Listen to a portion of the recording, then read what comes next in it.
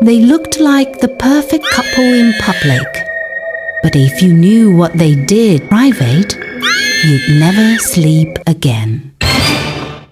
In the city of Enugu, nestled in the heart of Coal City State, there lived a very influential couple who were admired, feared, and worshipped like gods.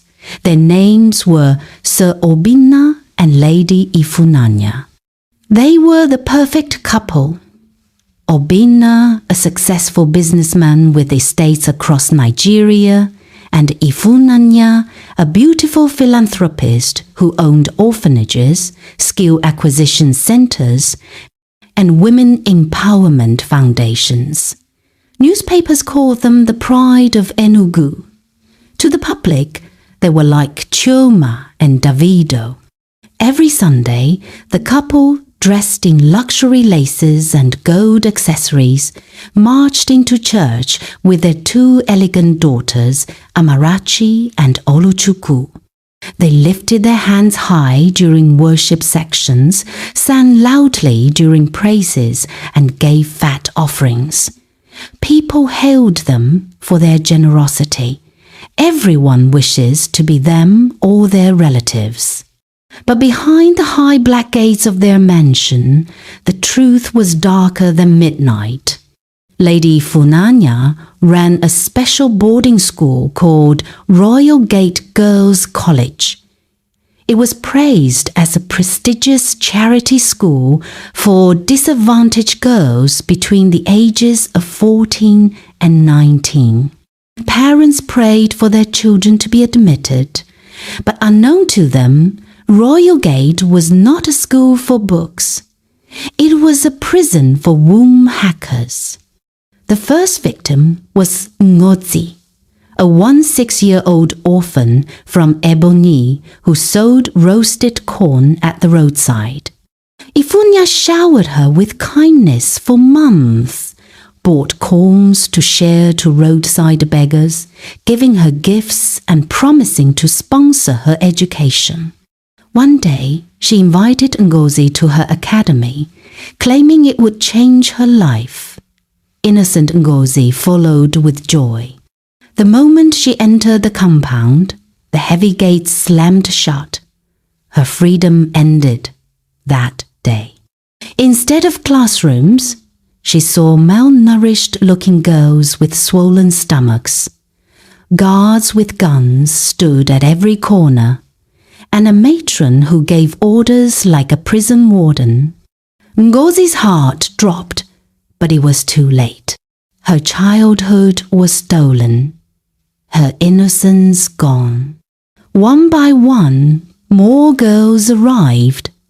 Some lured with promises of scholarship, others kidnapped at night from villages.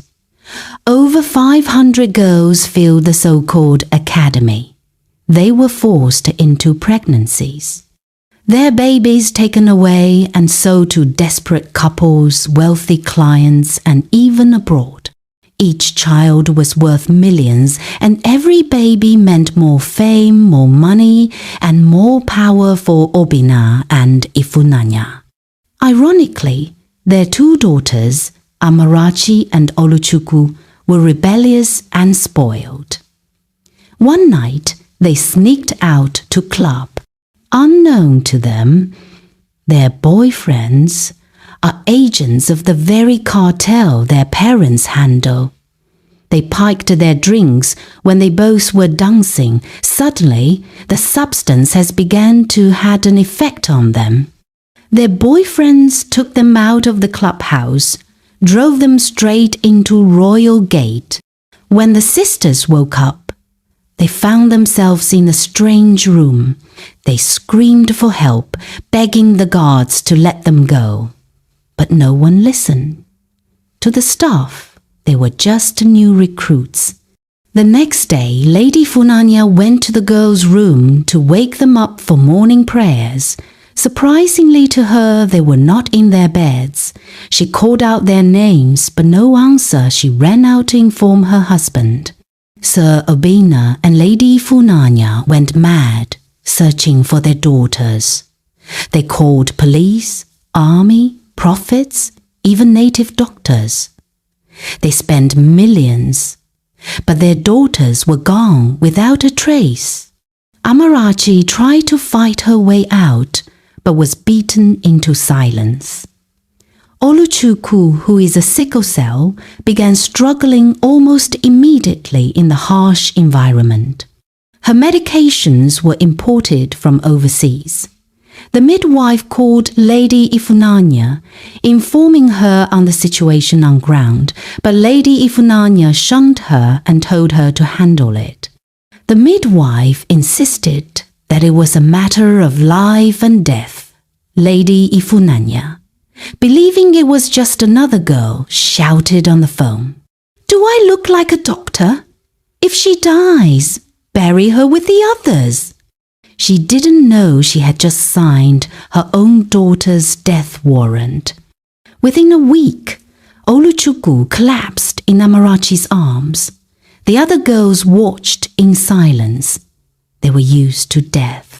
Amarachi cried until her voice cracked, realizing she had dragged her sister to the party that ended her life. Months later, Ifunanya visited the academy for her usual inspection. As she strutted through the hall, checking the girls like cattle, a weak voice pierced the air. "Mummy, Mummy, please help me." The hall fell silent. Ifunanya froze. She turned slowly, and her eyes met Amarachi's. Her own flesh and blood, battered, malnourished, with swollen eyes, standing among the captives. Her heart stopped. The ground spun beneath her feet. That day, she ran out of the hall trembling, unable to face her daughter. At home, Amarachi recounted everything. She told them how Oluchukwu had died, how the girls were tortured, and how the school was a graveyard for children. So Obina and Ifunanya fell to the ground, weeping bitterly. For the first time, they felt the true weight of their evil. But Amarachi was not about to keep quiet. That night, she made a vow. "If my parents won't save the other girls, I will." The next morning, she stormed into the police headquarters. At first, no one believed her, but when she revealed her identity as the daughter of Sir Obinna and Lady Ifunanya, the officers listened. She described everything she saw, and when asked if she could locate the school, she nodded. That evening, a full army squad, with Amarachi guiding them, raided Royal Gate Girls' College. The officers were horrified. The school was nothing but a baby factory. Weak girls lay on mats. Some carried newborns.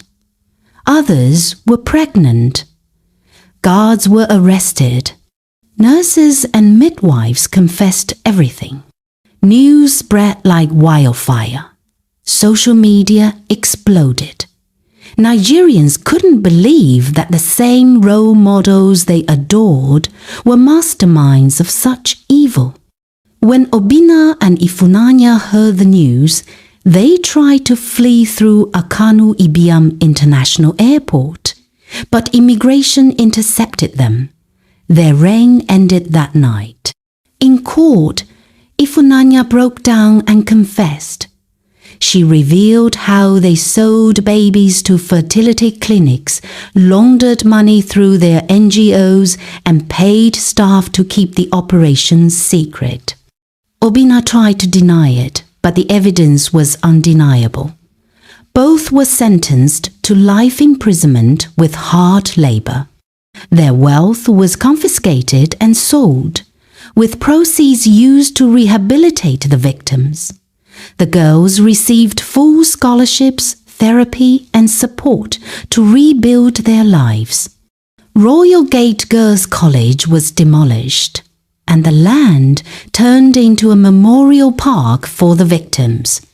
Evil may shine for a season, but it always ends in shame. No wealth gained from blood and tears will ever bring peace. The wicked may think they are untouchable, but when judgment comes, even their own children may pay the price.